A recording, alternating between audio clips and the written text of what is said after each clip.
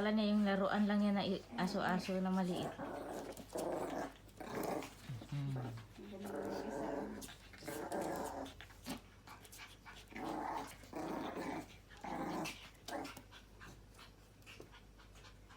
Minsan itinutulak ni Charlie sa paa niya. Ayaw ni Charlie na hawakan ni Undin na iyan ang paa niya. Wrestling. Undin versus Charlie.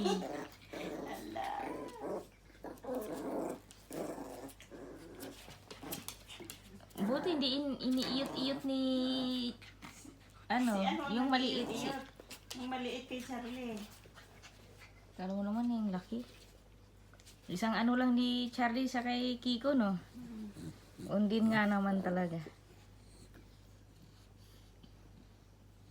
Hoy, Kiko, wag mong kagatin si Charlie, ha? Patay ka sa akin. Sampalin mo, dali. Suntukin mo, dali. Sipain mo. Sige. Stop it, Kiko. Kalas!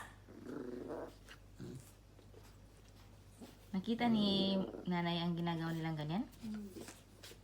Sige, sige. Undin, sige. Lit-lit mo, pero tapang, sige. Si Charlie.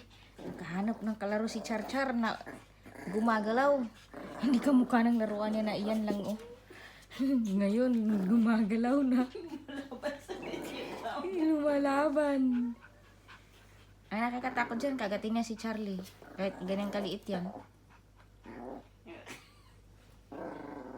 Galit na yan. Stop it. Enough. Umutot si Charlie. Undin, not my feet. Undin! Shh, Charlie! Nag-undin lang ako, hindi ko sinabing. Undin! Charlie, baby! Charlie! Charlie! Shh! Sige, ibigay ko yan si Undin sa ibang tao. Maingay ka. Undin! Hoy! Kung saan ka nagsususut, maliit ka, ha? Hindi na talaga to lalaki. Hanggang ganyan lang liit niya. Undin na iyan mo. Ala, sige, Undin.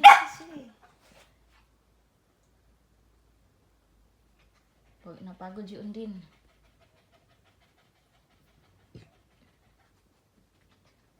Pagod silang dalawa.